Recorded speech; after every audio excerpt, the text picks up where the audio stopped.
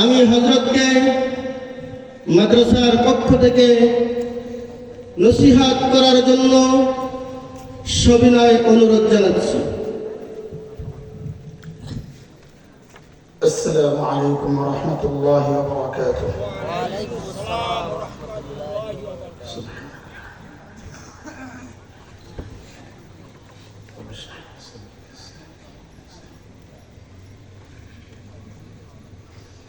الحمد لله الحمد لله وكفى وسلام على عباده الذين اصطفى. أما بعد فأعوذ بالله من الشيطان الرجيم. بسم الله الرحمن الرحيم.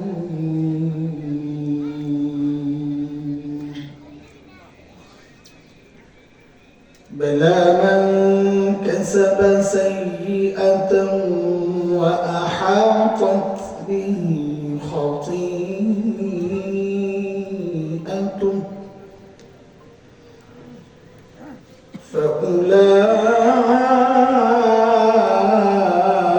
فأولئك أصحاب النار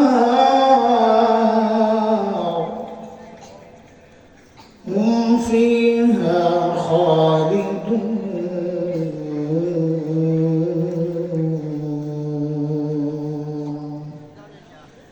آمنت بالله صدق الله العلي العظيم.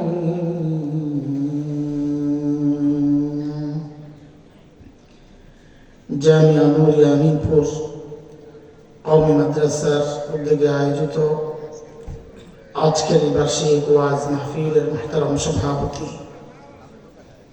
উপস্থিত হযরত উলামায়ে কেরাম, মুরব্বিয়ান আযম, দূর দূরান্ত থেকে আগত ইসলাম প্রিয় সুধী সমাজ, প্রিয় ছাত্র ভাইয়েরা, যুবক বন্ধুরা, পর্দার আড়ালের মা ও বোন, আল্লাহ সুবহানাহু ওয়া তাআলার অশেষ মেহেরবানি, করুণা, দয়া, যে মহান মালিক লাখো কোটি মানুষ থেকে বাছাই করে এই কনকনে শীতকে উপেক্ষা করে দ্বীনের টানে, দ্বীনের নিসবতে এই জান্নাতি বাগানে আমাদেরকে আসার, বসার, কিছু কথা বলা ও শোনার তৌফিক দান করেছে। সেজন্য মহান রবের শুকরিয়া আদায় করি, জবান খুলে, প্রাণ খুলে কালিমাতুশ শুকর উচ্চারণ করি, আলহামদুলিল্লাহ।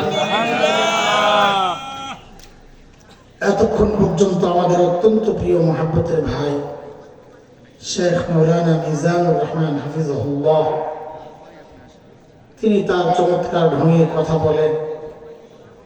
আজকেও নিশ্চয়ই অনেক সুন্দর কথা শুনিয়েছেন আপনাদেরকে। মাদ্রাসার জন্য কিছু সহযোগিতাও গ্রহণ করেছেন।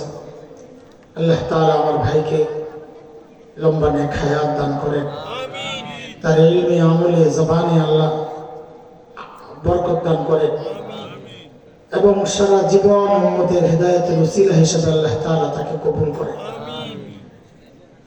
শীত তো অনেক, আপনারা কষ্ট করে বসে আছেন, আমরা খুব বেশি কষ্ট আপনাদেরকে দিব না ইনশাআল্লাহ। যত দ্রুত সম্ভব চেষ্টা করব কথা গুছাইয়া আমাদের যে কথাগুলো বলা সেগুলো আপনাদের সামনে পেশ করার জন্য। তবে আজকে তো তুলনামূলক একটু শীত কম, ঠিক না? তো কাজেই অন্যদিন যদি 1 ঘন্টা বয়ান করতাম, আজকে আর 1.5 ঘন্টা করলে তো সমস্যা নেই। হ্যাঁ, ডরেন না, ডর দেখাইতেছি না, আমি দেখলাম আপনার অবস্থাটা কি। কুরআন আল কারীমের সূরা বাকারার একটা আয়াত আমি পড়েছি। এই সময়ের আপনাদের সামনের কিছু বিষয় নিয়ে কথা বলতে চাই। এই কথাগুলো বলার আগে আজকে কি বিষয়ে আলোচনা হবে এটা আমরা ঠিক করতে আরো 10-12 মিনিট লাগতে পারে, বিষয় ঠিক করতে। তা আগে বিষয় ঠিক করি, তারপরে কথা শুরু হবে ইনশাআল্লাহ। দোস্ত, আল্লাহ সুবহানাহু ওয়া তাআলা আমাদেরকে মানুষ বানাইছে। আমাদের দুই পাশে ভিন্ন দুই চরিত্রের দুইটা সৃষ্টি আল্লাহ রেখেছে। এক পাশে ফেরেশতা। ফেরেশতাদের চরিত্র সম্পর্কে আল্লাহ তাআলা কুরআন আল কারীমের সূরাতুত তাহরীম 6 নম্বর আয়াত আল্লাহ বলেন, লা ইয়াসুনাল্লাহা মা আমারাহুম ওয়া ইয়াফআলুনা মা ইউমারুন। ফেরেশতাদের চরিত্র হচ্ছে ফেরেশতারা গুনাহ করতে পারেন না। কি বলে যে একটু বলেন তো? করেন না, না পারেন না। করেন না এক জিনিস, পারেন না আরেক জিনিস। করেন না একটা গ্রুপ আছে, আমরা সেটা আসবো ইনশাআল্লাহ। এটা হচ্ছে পারেন না। আল্লাহ তাদেরকে গুনাহ করার যোগ্যতাই দেন নাই। ঠিক এর উল্টা চরিত্রের হচ্ছে শয়তান। শয়তান ভালো কাজ করতে পারে না, পারতো, আল্লাহ তৌফিক ছিনিয়ে নিছে। এই যে এক গ্রুপ গুনাহ করতে পারেন না, আরেক গ্রুপ ভালো কাজ করতে পারে না, এই বিপরীত ধর্মী দুই চরিত্রের সংমিশ্রণে আল্লাহ আমাদেরকে মানুষ বানাইছে। আমাদের মধ্যে গুনাহ করার যোগ্যতাও আছে, আবার গুনাহ থেকে বেঁচে থাকার যোগ্যতাও আল্লাহ দিয়েছেন। সূরা ওয়াশ-শামসি ওয়া দুহাহা, এই সূরার 8, 9, 10 এই আয়াতগুলো পড়লে দেখবেন আল্লাহ এই কথাটা বলেছেন। আল্লাহ বলেন, ওয়ানাফসিন ওয়া মা সাওয়াহা فألهمها فجورها وتقواها قد أفلح من زكاها وقد خاب من دساها। এই কথাগুলো আল্লাহ বলেছেন যে আল্লাহ মানুষকে বানাইছেন এইভাবে, মানুষ ভালো করতে পারে, খারাপও করতে পারে। আজকের আলোচনাকে গুছানোর জন্য, সাজানোর জন্য, ঠিক করার জন্য এই মানুষকে আমরা 3টা ভাগে ভাগ করতে চাই। কয় ভাগ? মানুষের মধ্যে সর্বোচ্চ মর্যাদার মানুষ হচ্ছেন হযরতে আম্বিয়া আলাইহিস সালাতু ওয়াস সালাম, নবী রাসূলগণ। নবী রাসূলদের ব্যাপারে আহলুস সুন্নাহ ওয়াল জামাতের আকীদা, উলামায়ে দেওবন্দের আকীদা, সমস্ত নবী মাসুম, নিষ্পাপ। কোন নবী জিন্দেগিতে কোনো গুনাহ করেন নাই। বলেন নবীরা কি? কোন নবী জিন্দেগিতে কোনো গুনাহ ফেরেশতাদের মতো করতে পারেন না? না, করতে পারতেন, সেই শক্তি নবীদের ছিল, কিন্তু করেন নাই। অনেকে ভুলে ফেলে, অনেকে মনে করে নবীরাও গুনাহ করার শক্তি রাখতো। হুজুর কয় কি? হ্যাঁ, রাখতো। গুনাহ করার শক্তি না রাখলে গুনাহ না করার মধ্যে কোনো কৃতিত্ব নাই। শক্তি ছিল কিন্তু করেন নাই, এটার মধ্যে কৃতিত্ব। ওই যে এক ল্যাংরা আর কানার গন্ডগোল লাগছে, কারণ দুইজনের পেশা এক। কি সেটা? ভিক্ষা। সাবাস। তো কানা একদিন ল্যাংরারে বলে, এরে ল্যাংরা, তুই সবসময় খালি আমার সাথে লেগে থাকস বেটা, তোর তো চোখ আছে, যে দেখাস না, আমার ভালো কিছু দেখাস না। ল্যাংরায় বলে, বেটা কানা মিনাল কাফিরিন, তোর আবার ভালো গুণ গিরি। তো কানাই বলে, দেখ তুই খেয়াল করিস নাই, আমি যে জিন্দেগিতে হারাম জায়গায় তাকাইনি, ওই কিন্তু জন্ম থেকে কানা। হ্যাঁ, কি কয়, আমার জিন্দেগিতে আমি হারাম জায়গায়। হাসলেন কেন? এটা হাসিরই কথা। যার তাকানোর শক্তি নাই, সে হারাম জায়গায় তাকায় নাই, এই কথার মধ্যে কোনো কৃতিত্ব নেই। তো ল্যাংড়া বলো, খালি তোমার চোখ নাই দেখে তুমি বুঝো না, আমার বুঝি কোনো ভালো দিক নাই। হ্যাঁ, কিন্তু তুই পাও না এই জন্ম থেকে। তুই ল্যাংড়া মিনাল ফাসিক, তোর আবার ভালো গুণ কিনি। আমার জিন্দগিতে আমি কাউর লাথি দিই নি, তুই দেখছ না। হাসলেন কেন? যার 2 পাও নাই, সে লাথি দেয় না, এই কথার মধ্যে কোনো কৃতিত্ব। নবীদের গুনাহ করার ক্ষমতা ছিল না, তাই করেন নাই, এই কথার মধ্যে কোনো কৃতিত্ব নাই। বরং গুনাহ করার ক্ষমতা ছিল কিন্তু করেন নাই, এই কথার মধ্যে কৃতিত্ব আছে। তো নবীদের ব্যাপারে আহলুস সুন্নাহ ওয়াল জামাতের আকীদা হচ্ছে সমস্ত নবী মাসুম ছিলেন, নিষ্পাপ ছিলেন, কোন নবী জিন্দেগিতে কোনো গুনাহ করেন নাই। নবীদের পরের যে মর্যাদা, পরের মানে লাগালাগি না, দ্বিতীয় স্থান, সেটা হচ্ছে আল্লাহর নবী সাল্লাল্লাহু আলাইহি ওয়াসাল্লামের সাহাবী। হযরত আদম আলাইহিস সালাম থেকে কিয়ামত পর্যন্ত দুনিয়ায় যত মানুষ গেছে, যত মানুষ আছে, যত মানুষ আসবে, নবীদের পরে সবচেয়ে বেশি দামি মানুষ হচ্ছে নবীর সাহাবীরা। সাহাবীদের ব্যাপারে আহলুস সুন্নাহ ওয়াল জামাতের কি আকীদা? উলামায়ে দেওবন্দের আকীদা হচ্ছে সাহাবীরা নবীদের মতো নিষ্পাপ না, তবে মাগফুর, আল্লাহ কর্তৃক ক্ষমাপ্রাপ্ত, তাদেরকে আল্লাহ মাফ করে দিয়েছেন। কেন মাফ করছেন না আল্লাহ জানেন, এটা নিয়ে আমাদের ঘাটাঘাটির কিছু নেই, তবে আল্লাহ কিছু বলছেন কেন মাফ করছেন। আল্লাহ বলেন, আমি পরীক্ষা করে দেখছি ওদের ভিতর ঠিক আছে, এই জন্য বাইরে কিছু মাফ ভুল টুল হয়েছে যে আমি মাফ করে দিচ্ছি। সূরাতুল হুজুরাত 26 নম্বর পারা 3 নম্বর আয়াত আল্লাহ বলেছেন এই কথা। আল্লাহ বলেন, ইন্নাল্লাযীনা ইয়াগুদ্দুনা আসওয়াতাহুম ইনদা রাসূলিল্লাহ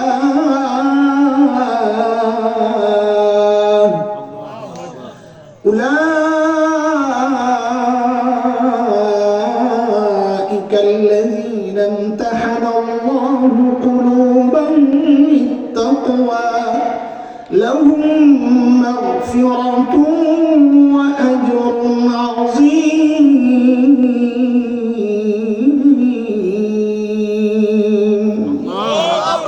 আল্লাহ বলেন সাহাবীদের তাকওয়ার পরীক্ষা নিয়েছে, ওই পরীক্ষায় ওরা পাস। এই জন্য কিছু ভুল টুল হইলে আল্লাহ কি বলছেন, লাহুম মাগফিরা, আমি ওদেরকে মাফ করে দিয়েছি।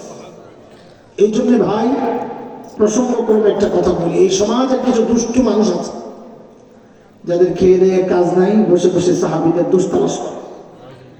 সাহাবী সমালোচক, দুনিয়ার মানুষের নজরে তার যত বড় পদ পদবী মর্যাদা হোক না কেন, হক্কানি উলামার কাছে সাহাবী সমালোচকের পরিচয় হচ্ছে তিনি নষ্ট, তিনি গুমরাহ, তিনি পথভ্রষ্ট। খবরদার সাহাবীদেরকে নিয়ে কখনো মুখ করবো না, প্রশংসাই করব। কেন? আল্লাহ যাদেরকে মাফ করেছেন তাদেরকে নিয়ে কথা বলার আমি কি? কয় শ্রেণী গেল ভাই?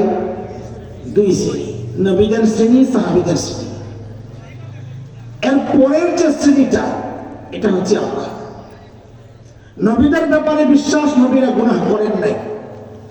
সাহাবীদের ব্যাপারে বিশ্বাস, গুনাহ করতেন না, বাকি কারো কিছু ভুল টুল হয়ে গেলে আল্লাহ মাফ করে দিয়েছেন। আমরা যারা, আমরা গুনাহ করি, করছি, করে যাচ্ছি। 1-2 জন গুনাহমুক্ত জীবনযাপন করলেও এটা কখনো, এই ব্যতিক্রম কখনো প্রমাণ হয় না। এটা ব্যতিক্রম থাকতে পারে, আছে। এই যে আমাদের যে আমরা গুনাহগার যারা আছি, আমাদের আলোচনা ঠিক করার জন্য, বিষয় ঠিক করার জন্য আজকে আমরা আমাদের গুনাহগুলোকে 3টা ভাগে ভাগ করতে চাই। কয় ভাগ? মনোযোগ লাগবে, নাইলে মনে করবেন যে বেটা কি কথা কইতেছি বুঝায় না। একটু মনোযোগ লাগবে ইনশাআল্লাহ। মনোযোগ দিয়ে শোনেন তো নিজের, আমার উপকার হবে, আপনাদের হবে আশা করি। কয় ভাগে ভাগ করবো আজকে? কি কি ভাগ করবো? আমাদের গুনাহ। 1 নম্বরটা বলার আগে আপনাদের একটা পরীক্ষা নিব। অতীতের অনেক বয়ান টয়ান শুনে আপনাদের একটা পড়া মুখস্থ হয়েছে আমি জানি। ওই পড়ার অর্ধেক আমি বলবো, বাকি অর্ধেক আপনারা বলবেন। হুজুর তো এখানে সবাই পারে। আল্লাহ ছাড় দেন, দেখছেন বলছি না, পাইছেন প্রমাণ? তা আবার ঠিক করে এখন আল্লাহ ছাড় দেন, আবার বলেন তো আল্লাহ ছাড় দেন। যেই মুখস্থ করছে, এখন আমি যদি এর ব্যতিক্রম কিছু বলি তো আমার কিল খাওয়া লাগবে, তাই না ভাই? শুনে খেলো, এটা কথা কত ঠিক আছে এক অর্থে, এই কথাকে আমরা কাটতেছি না, আবার আরেকজনের বিরুদ্ধে লাগাই দিয়ে না যে ওই হুজুর কইছে একটা, হুজুর কইছে আরেকটা। না, ওটাও ঠিক আছে। তবে আজকে আমরা একটা নতুন পড়া মুখস্থ করব। বলেন আমার সাথে, আমার আল্লাহ ছাড়ও দেন, ছেড়ে দেন। বলেন, আমার আল্লাহ ছাড়ও দেন, ছেড়ে দেন। বলে আমার আছে, কোরআনে আছে কথা, ওয়াফু আন কাসীর, বান্দার বহু গুনাহ আল্লাহ এমনি মাফ করে দেন। বহুজনের বহু গুনাহ আল্লাহ এমনি মাফ করে দেন। তাহলে আমরা কি পেলাম? আমাদের গুনার এক নম্বর প্রকার পেলাম যে আমাদের বহু গুনাহ এমন আছে যেগুলো আল্লাহ এমনি মাফ করে দেন। দ্বিতীয় প্রকার, আমাদের বহু গুনাহ এমন আছে যেগুলো আল্লাহ আমাদের নেক আমলের দ্বারা মিটাইয়া দেন। আমার কথা না, একটা কোরআনের কথা, আল্লাহ নিজেই বলেন, ইন্নাল হাসানাত ইউযহিবনাস সাইয়্যাত। বহু নেক আমল এমন আছে যা গুনাহ মুছে দেয়। যেমন নবীজি সাল্লাল্লাহু আলাইহি ওয়াসাল্লাম বলেন, দুরূদ শরীফ পড়লেন না আপনারা? হায় হায় হায় হায়। নবীজি বলেন কি জানেন? মান যুকিরতু ইনদাহু ওয়া লাম ইউসাল্লি আলাইয়া ফাহুয়াল বাখিল। আমার নাম যার সামনে উচ্চারিত হইল কিন্তু সে দুরূদ পড়লো না, সে একটা বখীল। আপনারা কি বখীল? আর না নাম হইলে দুরূদ তো পড়লেই তো জবাবও হয়, দুরূদও হয়। আপনারা কি কিচ্ছা? আপনারা কি কামজুস? খালি পায় না দুরূদ না পড়বেন তাহলে তো না হয়ে যায়। আপনারা বখীল? ভবিষ্যতে ভুল করবেন, সার্সেন একবার পড়াইছি চাইবার। নবীজি সাল্লাল্লাহু আলাইহি ওয়াসাল্লাম বলেন, মান হাজ্জা লিল্লাহ ফালাম ইয়ারফুস ওয়া লাম ইয়াফসুক রাজা'a কায়াউমিন ওয়ালাদাতহু উম্মুহ। আল্লাহর নবী বলেন, কেউ যদি আল্লাহর জন্য হজ করে, কার জন্য? আল্লাহর জন্য। হজ কার জন্য করে?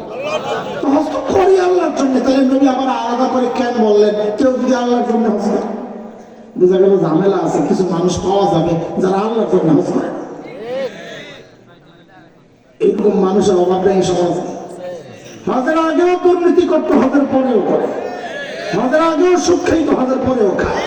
হজের আগেও ঘুষ খাইত, হজের পরেও খায়। হজের আগেও সন্ত্রাসী ছিল, হজের পরেও। লাভ হয়েছে কি? লাভ হয় না, নাম পাল্টাইছে। হজের আগে আসছিল সুদখোর, আর হজের পরে আলহাজ সুদখোর। হ্যাঁ, আল্লাহ হজের আগেও চুরি করতো, হজের পরেও চুরি করে। ওই যে রাস্তাঘাট মেম্বার চেয়ারম্যান এমপি সাহেবরা কতবার হজ করে, সরকারি টাকায় যায় আর আগে, কিন্তু রাস্তায় আগের জায়গাটা আগের নেই থাকে। তার মানে কি হজের আগেও চুরি করছে, হজের পরেও করছে। কথা বলেন? আচ্ছা বাদ দেন। নবীজি বলেন, কেউ যদি আল্লাহর জন্য হজ করে, যে হজে যা আছে কোনো গুনাহে জড়ায় নাই, কোনো অশ্লীল কাজে জড়ায় নাই। নবী বলেন, আল্লাহর কাছে হজটা এত দামি, এই মানুষটা যখন হজ করে বাড়িতে আসে, এই হজের দ্বারা আল্লাহ তার জীবনের গুনাহগুলো এমন ভাবে মুছে দেন, সে এমনটা পরিষ্কার হয়ে যায় যেন আজকেই তার মা তাকে জন্ম দিয়েছেন। ভাই, মা যেদিন আমাকে জন্ম দিয়েছেন সেদিন আমার আমলনামায় গুনাহ ছিল কয়টা? কবিরা ছিল কয়টা? সগীরা ছিল কয়টা? আল্লাহু আকবার। আল্লাহর নবী বলেন, একজন হজ যদি ঠিকঠাক মতো করে, আল্লাহ তার জিন্দেগীর সমস্ত গুনাহ মাফ করে দেন। আল্লাহ আমাদের সবাইকে এমন মকবুল হজ করার তৌফিক দান। কি বোঝা গেল? আমাদের যে দাবি ছিল যে এমন অনেক গুনাহ আমাদের আছে যেগুলো আমাদের নেক আমলের দ্বারা আল্লাহ মুছে দেন, এই হাদিস দ্বারা সেটা প্রমাণিত। 3 নম্বর গুনাহ আমাদের প্রকার, ওই যে পড়াটা আপনারা মুখস্থ করছেন ওইটা। আমাদের বহু গুনাহ এমন আছে যেগুলো আল্লাহ ছাড় দেন কিন্তু ছেড়ে দেন না। মনে আছে? আমি আবারও বলি, একটা প্রশ্ন করবো, উত্তর দেওয়ার জন্য আমার এই কথাটা মনোযোগ দিয়ে শুনে। গুনারে আমরা 3টা ভাগে ভাগ করছি। 1 নম্বর, আমাদের বহু গুনাহ আল্লাহ এমনি মাফ করে দেন। 2 নম্বর, বহু গুনাহ আল্লাহ নেক আমলের দ্বারা মুছে দেন।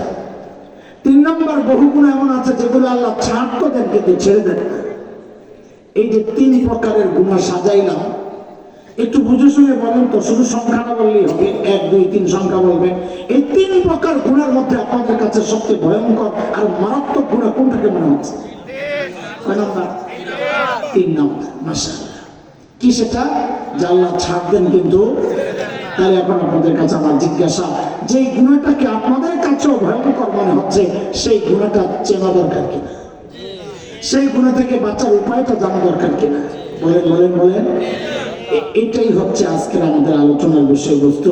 যে গুনাহ আল্লাহ ছাড় দেন কিন্তু ছেড়ে দেন না, সেই গুনার প্রকার চিনব, ধরন চিনব, সেই গুনাহ থেকে বাঁচার উপায়টা শিখবো ইনশাআল্লাহ।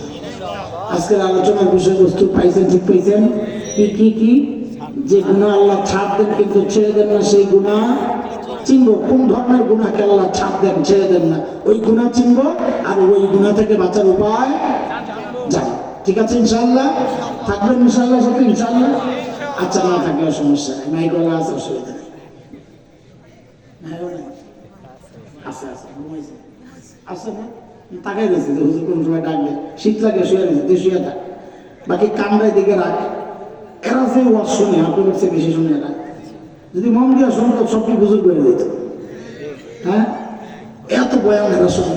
মাইকটা এই যে সিজন গেছে, কত শত শত মাহফিল করছে, সব মাহফিলে যাই ওয়াজ শুনতো আর আমল করতো। তো এরা কদিন পরে একবারে নিজে করে দাওয়াত দিয়ে আনতো, তো বয়ান করার লেগে। আল্লাহ হেদায়েত দেখ আল্লাহ। ওই গুণাটা কি? যা আল্লাহ ছাড়তেন কিন্তু ছেড়ে দেন না। আমি শুরুতে যে আয়াতে কারিমা তিলাওয়াত করেছি সূরা বাকারা, ওই আয়াতে ওই রকম একটা গুনার ধরন আল্লাহ আমাদেরকে দেখাইছেন। আল্লাহ বলেন, বালা মান কাসাবা সাইয়্যাতান ওয়া আহাতাত বিহি খাতিআতুহু ফাউলাইকা আসহাবুন নার হুম ফিহা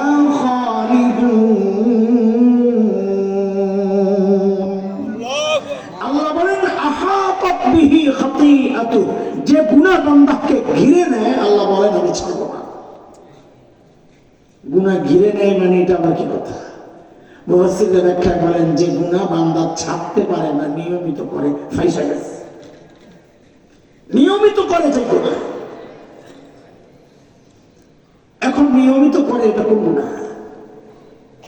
এটা আপনার একটা হতে পারে, আমার আর একটা হতে পারে, ওই ভাইয়ের একটা হইতে পারে, ওই ভাইয়ের আর একটা হইতে পারে। কেউ নিয়মিত মিথ্যা বলে ছাড়তে পারে না, কেউ নিয়মিত ঘুষ খায় ছাড়তে পারে না, কেউ নিয়মিত সুদ খায় ছাড়তে পারে না।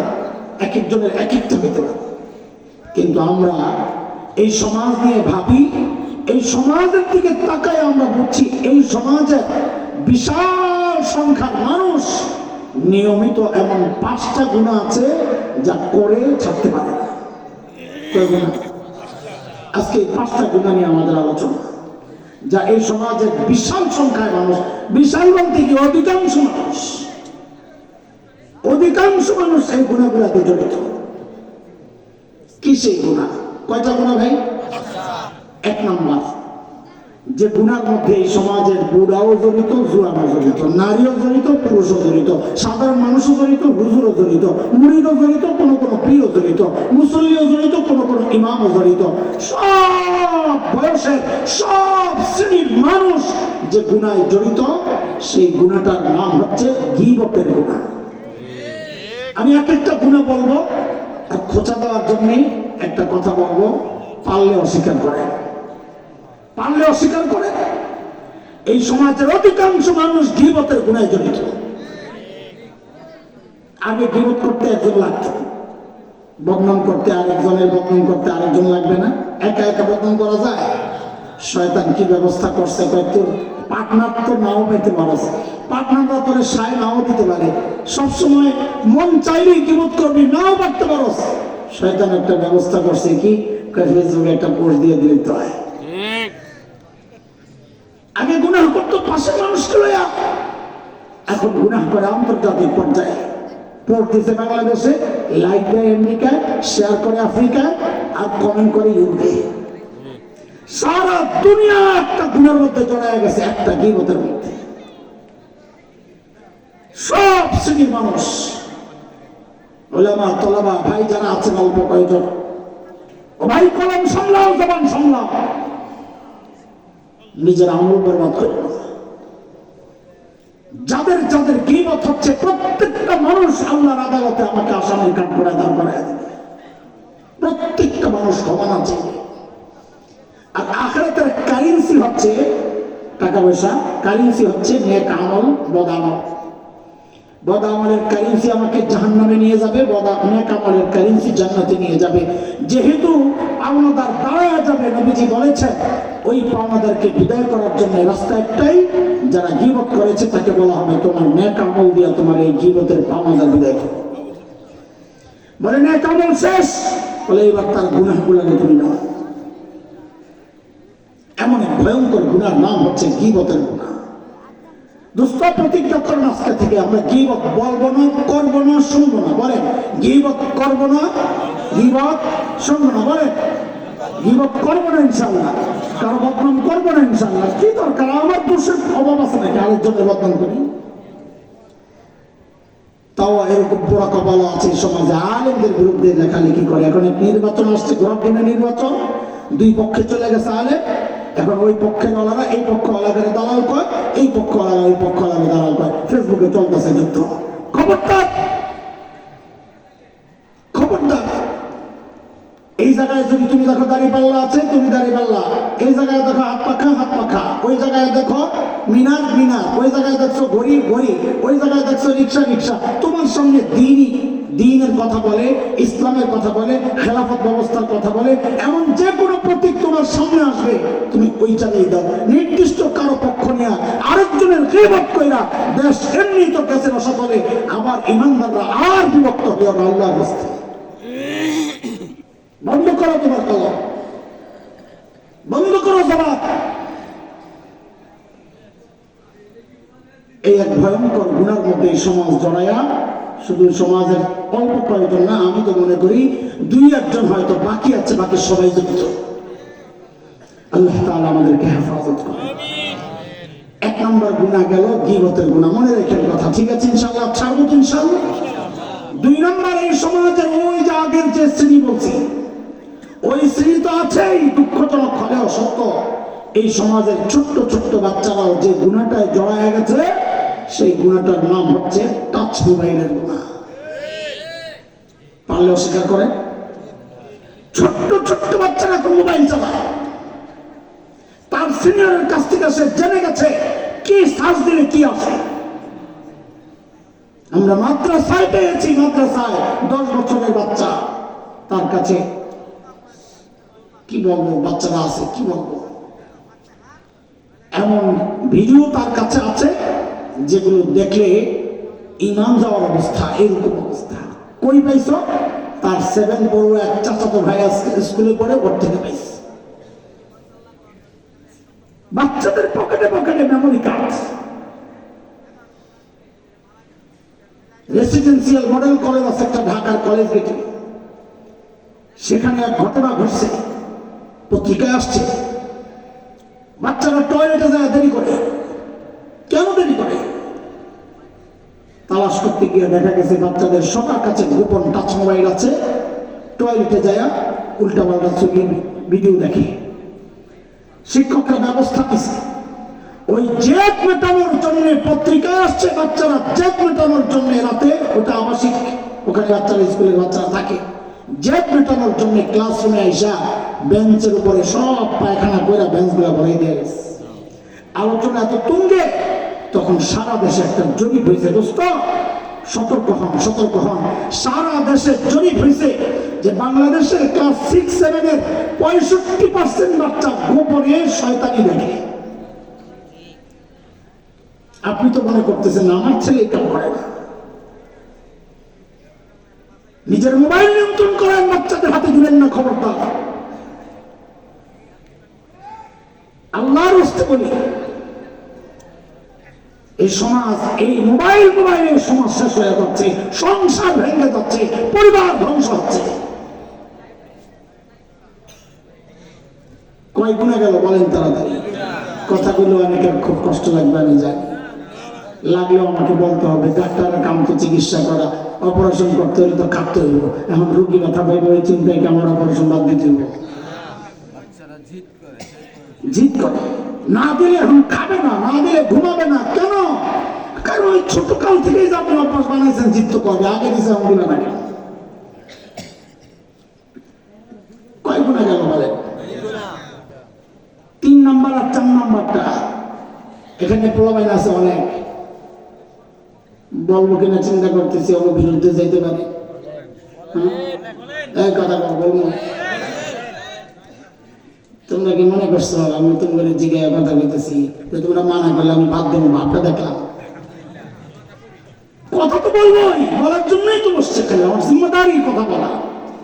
সমাজের অসঙ্গতি গুলি আন্দোলনে দেখায় আমাদের কাজ এটা। এই সমাজের অধিকাংশ পুরুষ দাড়ি কাটার গুনায় জড়িত।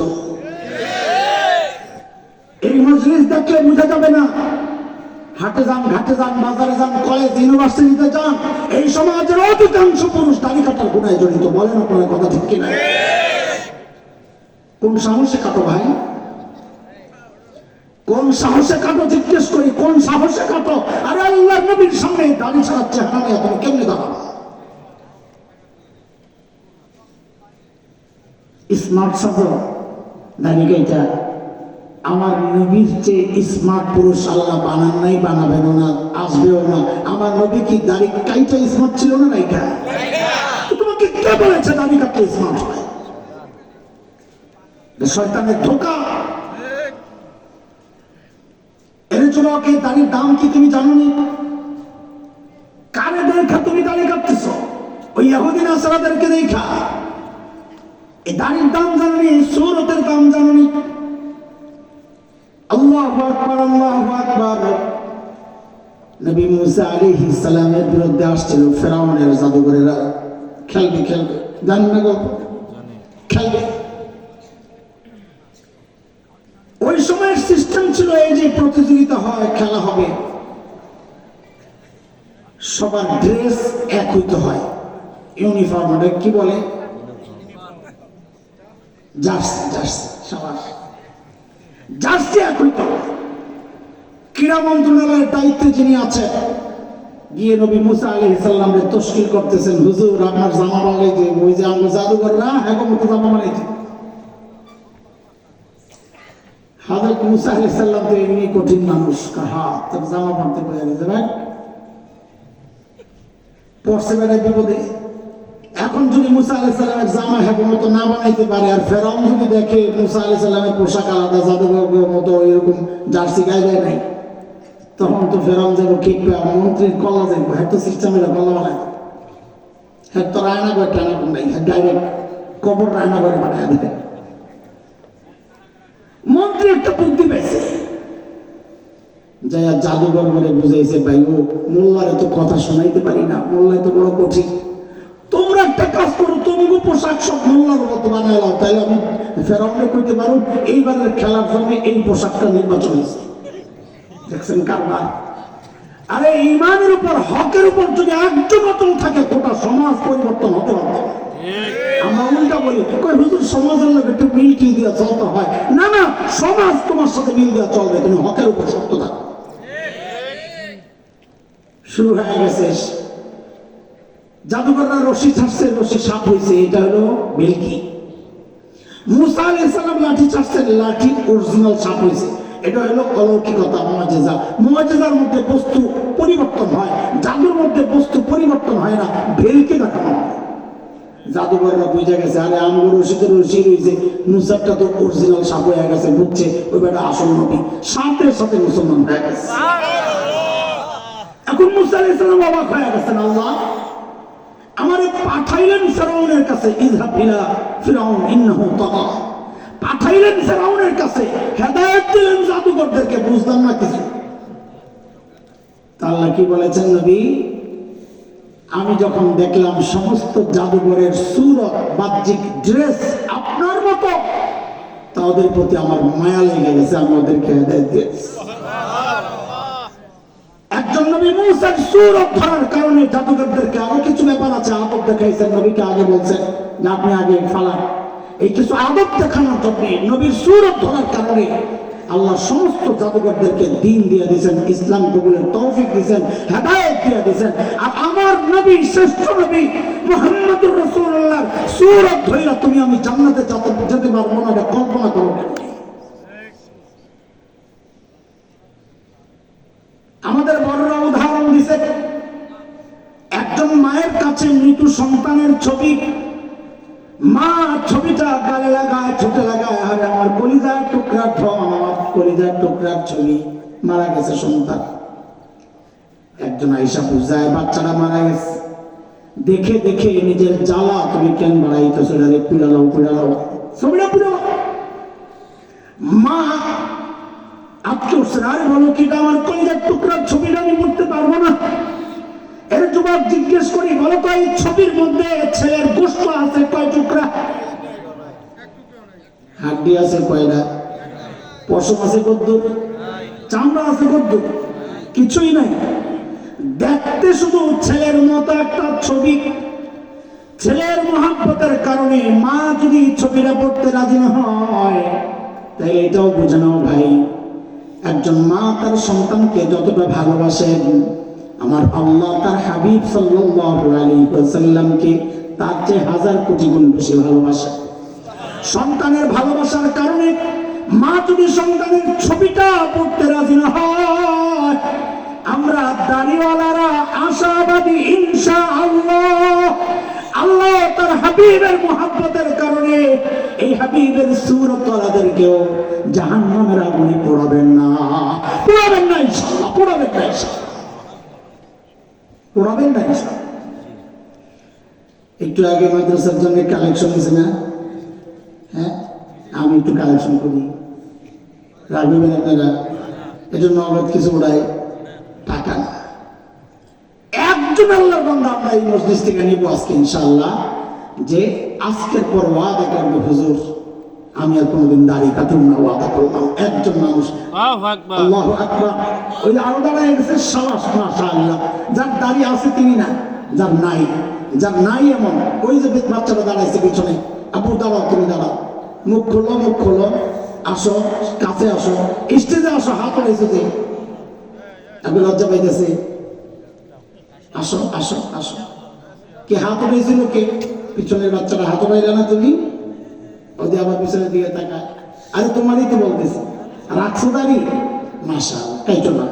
কিন্তু এই ভাইটা, আসো তুমি, আসো আসো। আরে ভাই, আমার একটা ধান্দা আছে, তুই উপরে ওঠ। ইসলামী আন্দোলন সেক্রেটারি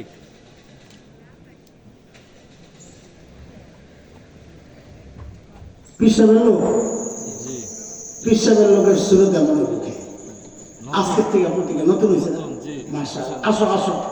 আরে আমার একটা ধান্দা আছে, আমার তো পুঁজি টুজি নেই, তা আমি এরকম ওয়াদা যারা করে, আবার এরকম হাতায়া আমার এই হাতটারে আল্লাহর আদালতে সাক্ষী বানানোর জন্য এটার একটা পুঁজি বানাইছে। আল্লাহ, আমার তো কিছু নাই, কিন্তু তোমার এই হাত দিয়ে, এই হাত দিয়া তোমার নবীর সুন্নতের গাছ লাগাইছি। এই উসিলে যদি আল্লাহ আমাকে মাফ করে দেয়, যা ভাই, আর কোনোদিন কাটিস না, যার সামনে বলে এসো, আর তোর দিকে তাকাইতে গেছে, কথা বলে মজা লাগবে না। প্রকৃত তওবা হচ্ছে এটা, এটার নাম প্রকৃত তওবা। কে যুবক, আরেকজন পাবো না আমরা, এটা তো ইসলামী আন্দোলনে যোগ দিয়েছে, এই জন্য দিন একটু নরম হয়েছে, আর ওইটা তো আগের থেকেই রাখছে। একজন একজন একেবারে পরিষ্কার বলা, এতদিন কাঁপতো, একদম স্বাস্থ্য, এমন একটা আল্লাহর বান্দা চাই। দাঁড়াও, আল্লাহর উপর ভরসা করে দাঁড়াও। আরে এই মসজিদ তার পাইবে না, অন্য সময় রাখলে মানুষে ধরবে, আজকে রাখলে আর ধরতে পারবে না। বলে না, আমি হুজুরকে ওয়াদা দিছি, আমি আর কাটবো না ইনশাআল্লাহ। বাচ্চাদেরকে বুঝায় একজনকে দাঁড় করে দেন, আমরা একটা নগদ কালেকশন করতেছি। বিসমিল্লাহ, আল্লাহ তুমি কবুল করো, আল্লাহ দিল নরম করে দাও। বলেন আমি, সবাই দুরূদ শরীফ পড়ে তো দিল নরম হয়ে যাবে। বলেন আল্লাহুম্মা সাল্লি আলা মুহাম্মদ ওয়া আলা আলি মুহাম্মদ। আরে ভাই, খালি যুবক করে কইতেছে, বুড়া গো দাড়ি পাইকা গেছে, আপনি কাটেন কেন? কাইকায় দাড়িগুলারে ময়লায় ফেলার, ময়লায় ময়লায় আছে কোনো অনুভূতি? আছে কোন অনুভূতি? কই ফেলাচ্ছেন আপনি দাড়িগুলা কাইটা? আল্লাহর হাবিব ধরলে আপনি কি জবাব দিবেন? বলেন আমাকে। সেলুনে বলে পায়ের তলে ফেলায়, নাউযুবিল্লাহি মিন যালিক। কলিজা মানায় কেমন আপনাদের? ঠিক আছে, ইনশাআল্লাহ পাক্কা নিয়ত করেন, আল্লাহ সহজ করে দেবে ইনশাআল্লাহ, আল্লাহ কবুল করেন। এই হচ্ছে 3 নম্বর গুনাহ বলতেছি, এই সমাজের অধিকাংশ পুরুষ এই গুনাহে জড়িত, অস্বীকার করার কোনো সুযোগ আছে বলে? 4 নম্বর, এই সমাজের অধিকাংশ পুরুষ টাকনুর নিচে কাপড় পরার গুনাহে জড়িত। আল্লাহ অস্বীকার করে? আপনি বিশ্বাস না করলে রাস্তায় দাঁড়ায় দেখেন, যারা যাবে পায়ের দিকে তাকান, অধিকাংশ পুরুষ টাকনুর নিচে কাপড় পরতেছে। টাকনুর নিচে কাপড় পরা জায়েজ না হারাম? আরো জোরে বলেন। হারাম যে আপনারা জানেন এটাও আমরা জানি, আপনারা যে হারাম জানেন এটাও আমরা জানি। কেমনে জানি? আপনি যখন মসজিদে ঢুকেন তো দেখি আস্তে করে প্যান্ট পরা শুরু করেন। কি ভাই এখন কেন প্যান্ট পরেন?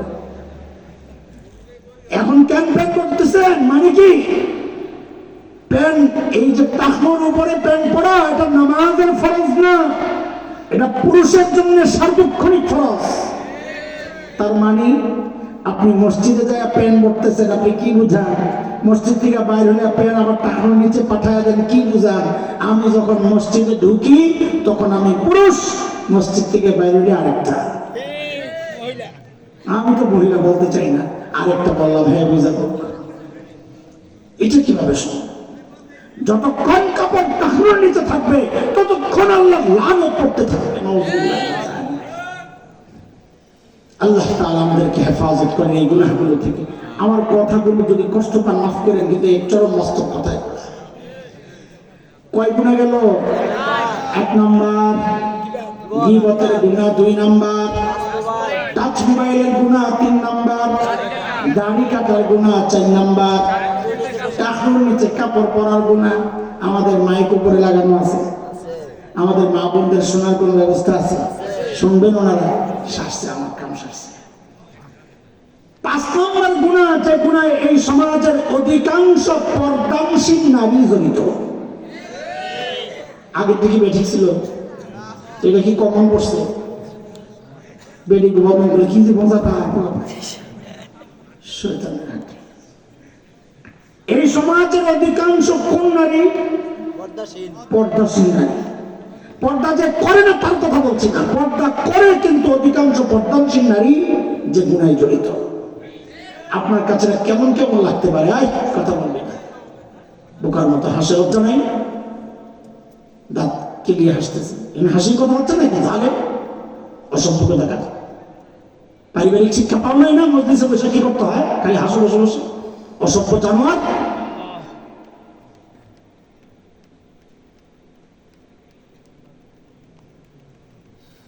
মা বাবা শিক্ষা দেয় নাই কিছু? জাহেল কথাটা। খুব জরুরি কথাগুলো বলতেছি, কোরআন হাদিসের বসে বসে হাসতেছে, উল্টা পাল্টা ঠিক বলে, ফাতরামি করে। তোকে জোর করে কেউ বসে রাখছে কেন?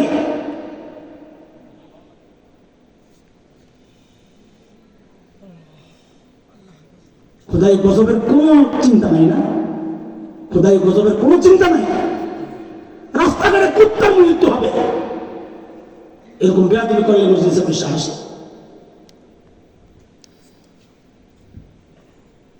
মানে ফাতরামি করতেছি বসে বসে, মোহর পড়ে গেছে, মোহর।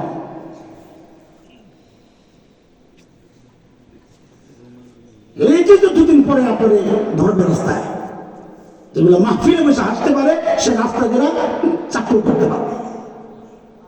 সন্ত্রাসী।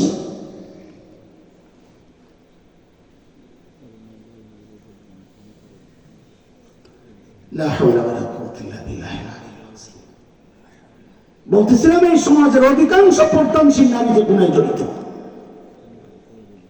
কেমনে সেটা বোঝার জন্য কোরআন আল কারীমের 2টা আয়াত আগে শুনতে হবে, বুঝতে হবে।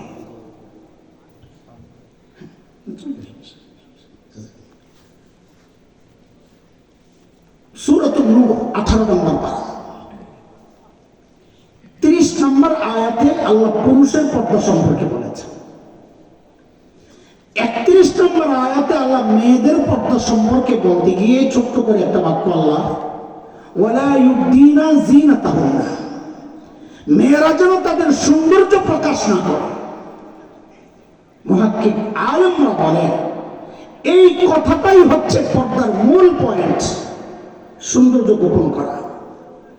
কাজে কোনো নারী যদি ঝালাক চটকাই দেয়া নিজের সৌন্দর্য গোপন করে, তো শরিয়া বলবে সে ইসলামী কানুন অনুযায়ী ঠিকঠাক মতোই পর্দা করেছে, শরীয়ই পর্দা করেছে। কোন নারী যদি ঘরের কাঠামোর দিয়ে নিজের সৌন্দর্য গোপন করে, তো শরিয়া বলবে সে শরিয়া অনুযায়ী পর্দা করেছে। কিন্তু কিন্তু কোন নারী যদি ফিটফাট শরীরের সাথে লাগা রং বেরঙের ডিজাইনের বোরকা পরে পর্দা করে, তো শরিয়া বলবে সে শরিয়া অনুযায়ী পর্দা করে নাই। কেন? শরীয়তের পর্দা হচ্ছে সৌন্দর্য গোপন করার জন্য। আফসোস, দুঃখজনক হলেও সত্য, আজকালকার অধিকাংশ বোরকা এর দ্বারা সৌন্দর্য গোপন হয় না, বরং সৌন্দর্য প্রকাশ পায়। অস্বীকার করতে পারবে? আমার বোনরা ভিতরে ময়লা জামা একটা সুন্দর বোরকা পরে বের হয়ে যায়, তার মানে কি? বোরকা পর্দা হিসাবে পড়ছে না, স্বতন্ত্র একটা ফ্যাশনের পোশাক হিসাবে পড়তেছে। যদি তাই না হয়, বোরকা এত ডিজাইন কেন? বোরকা যে এখন ফ্যাশনের জন্য পরে, তার একটা ছোট্ট প্রমাণ আপনাদেরকে দিই। আমি যেখানে থাকি, ঢাকার এর কাছের একটা অঞ্চল আছে, নাম হচ্ছে কাটাবন। শাহবাগের নাম শুনছেন আপনারা? এই শাহবাগের কাছে কাটাবন একটা বড় মসজিদ আছে। এই মসজিদের নিচে কিছু দোকানপাট আছে, একটা বোরকার দোকান আছে। আমি অবাক হয়ে একদিন তাকায় আছি, আমি ওদিক দিয়ে যাওয়া আশা করি, মাদ্রাসায় যাই, জ্যাম পড়ছে, তো বোরকার দোকানের নাম দেখে আমি মনে মনে হাসতেছি যে কাহিনী দেখছো, আমরা যা বলি এটা তো বাস্তব। বোরকার দোকানের নাম দিছে ফ্যাশন হাউস। বোরকার দোকানের নাম, অথচ শরীয়তের চাওয়া হচ্ছে বোরকা দিয়ে ফ্যাশন থাকবে, আর ওরা বোরকার দোকানের নাম দিছে ফ্যাশন হাউস। মানে কি? দোকানদারের দোষ নাই, দোকানদার তো ইমানদার বোঝা গেল, সে মুনাফিকি করে নাই। সে মেয়েদেরকে আহ্বান করছে, আমার কাছে যে বোরকা পাওয়া যায় এটা ইসলামী শরিয়ার বোরকা না, এটা ফ্যাশনের বোরকা। তোমার লাগলে আসো, না লাগলে কেচে পড়ো, আমি 2 নম্বরই করতে রাজি না। আমি তো দোকানদারের ধন্যবাদ দিই, ঠিক কেমন করছে। তার মানে আমরা যেটা বলতে চাচ্ছি ওইটাই বাস্তবতা, তার নামের মধ্যে দেখা যাচ্ছে।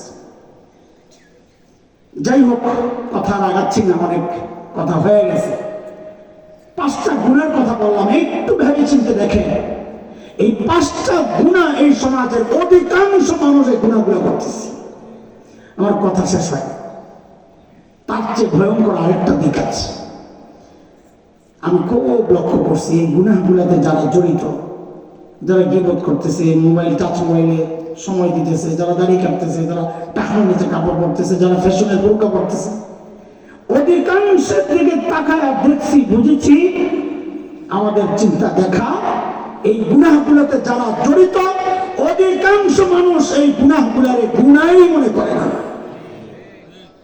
ও ভাই, আল্লাহ ওয়ালাদের কথা, গুনাহ করা অবশ্যই অপরাধ, কিন্তু গুনারে গুনাহ মনে না করা গুনাহ করার চেয়ে বড় অপরাধ। কেন? কারণ কি? কারণ গুনার অনুভূতি যদি থাকে তো তওবার সুযোগটা থাকে। যদি গুনার অনুভূতি না থাকে, সে তো গুনাহই করে নাই, তওবা কেন করবে? এই জন্যই তো বিদআত এত মারাত্মক গুনাহ। কেন? তওবা নসিব হয় না সহজে। বিদআতি যে বিদআত করতেছে, সে তো মনে করতেছে আমি সওয়াব কামাইতেছি, আমি তওবা কেন করব? গুনারে গুনাহ মনে না করা গুনাহ করার চেয়ে বড় অপরাধ। আমি সহজ করতেছি, এবার বলেন, এই জাতীয় সমস্ত গুনাহ থেকে বাঁচা আমাদের দরকার কিনা? বলেন, বাঁচতে চাই কিনা? ইনশাআল্লাহ। কিন্তু সমস্যা হচ্ছে কি জানেন, আমরা মসজিদ একরকম থাকি, মসজিদ থেকে বাইরে আরেক রকম হয়ে যায়। এটাই সবার জন্য, আমাদের জন্য। এই জন্য আমাদের বড়রা কিছু আমল দিচ্ছেন আমাদেরকে, যে এই কাজগুলো করো, তো গুনাহ থেকে বাঁচতে চাইলে আল্লাহ সহজ করে দেবে। এর মধ্যে একটা আমল আপনাদেরকে শোনাই, সেটা হচ্ছে একটা অনুভূতি দিল আর দিমাগের মধ্যে একটু জায়গা দিয়ে, আমরা দায়িত্ব নিয়ে বলছি আপনাদেরকে, এখন তো গুনাহ ছাড়া কষ্ট হয়, এই অনুভূতিটা যদি দিলের মধ্যে জায়গা দিতে পারে, খোদার কসম খায়া বলি, তখন গুনাহ ছাড়া না, তখন গুনাহ করাটা কঠিন হয়ে যাবে ইনশাআল্লাহ। কি সেই অনুভূতি চলেন একটু বুঝে আসি। দেখেন, একজন মানুষ যখন গুনার দিকে আগায়, দুইটা বিষয় তাকে গুনাহ করতে উৎসাহিত করে। এক, আমাকে কেউ দেখছে না। দেখুন, গুনাহ করার সময় দিকে তাকায়, তার মানে কেউ দেখলে করে না, কেউ না দেখলে করে। তো না দেখলে করে মানে সে ভাবছে আমাকে কেউ দেখছে না। এই অনুভূতির বিরুদ্ধে আল্লাহ তাআলা জবাব দিচ্ছেন, আলাম ইয়ালাম বিআন্নাল্লাহ ইয়ারা, ও কি জানে না আমি তাকায় দিছি। দুই নম্বর যে অনুভূতির কারণে মানুষ গুনাহ করে, যে ভাবনার কারণে, সেটা হচ্ছে একাকিত্ব। মানুষ একা হইলেই তার মধ্যে গুনার একটা জজবা তৈরি হয়, যে গুনাহ করার ইচ্ছা তৈরি হয়। এই ভাবনার বিরুদ্ধে আল্লাহ জবাব দিচ্ছেন, ওয়া হুয়া মাআকুম আইনামা কুনতুম। বান্দা, তুমি ভাবছো তুমি একা, তোমার সাথে কেউ না থাকলেও আমি আল্লাহ কিন্তু সাথে আছি। এবার আমাকে আপনারা জবাব দিবেন, আমরা যখন গুনার দিকে আগাই বা গুনায় জড়াই, দুনিয়ার কেউ না জানলেও, কেউ না দেখলেও একজন জানেন, দেখেন, তিনি কে? আবার বলেন ভাই, আবার বলেন। কথা সহি, কিন্তু আমরা শব্দ চেঞ্জ করি। এই প্রসঙ্গে কোরআন আল কারীমের যে আয়াতগুলো আমি আনতে চাই, ওই আয়াত আল্লাহ নিজের যে পরিচয়টা দিয়েছেন, আমরা ওই শব্দটা বলবো। বলেন আমার সাথে, রব্বে কারীম। সবাই বলেন, আবার বলেন। আপনাদের জন্য, অনেকের জন্য শব্দটা নতুন, ওলামারা তো মুখস্থ জানেন, তো কয়েকবার বললে বলাটা ইজি হবে, সহজ হবে শুনতে। বলেন, আমরা যখন গুনার দিকে আগাই বা গুনায় জড়াই, দুনিয়ার কেউ না জানলেও, কেউ না দেখলেও একজন জানেন, দেখেন, তিনি কে? আবার বলেন। দুইটা শব্দ বলছি, জানেন, দেখেন।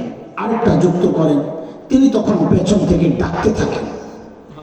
ছোটবেলায় আমরা দেখছি, কোনো ভুল টুল করলে মুরব্বীরা ডাক দিতেন, না এই কাজটা কেন করো, আল্লাহ পেছন থেকে ডাকতে থাকেন। তাহলে তিনটা বিষয় হলো, আমরা যখন কোনো গুনায় জড়াই বা গুনার ইচ্ছা করে আগাই, দুনিয়ার কেউ না জানলেও একজন জানেন, দেখেন, ডাকেন। বলেন, জানেন, দেখেন, ডাকেন। তিনি কে? রব্বে কারীম। তিনি কে? কি বলে ডাকেন সেটা কোরআনে আসছে। আম্মা পারা, কোরআন কারীমের শেষ যে পারা অংশ, এর 5 নম্বর সূরা, সূরাতুল ইনফিতার। এই সূরার 6, 7, 8 এই আয়াতগুলো পড়বেন। কি বলে ডাকেন আল্লাহ নিজেই বলতেছেন, ইয়া আইয়ুহাল ইনসান মা গররাকা বিরাব্বিকাল কারীম।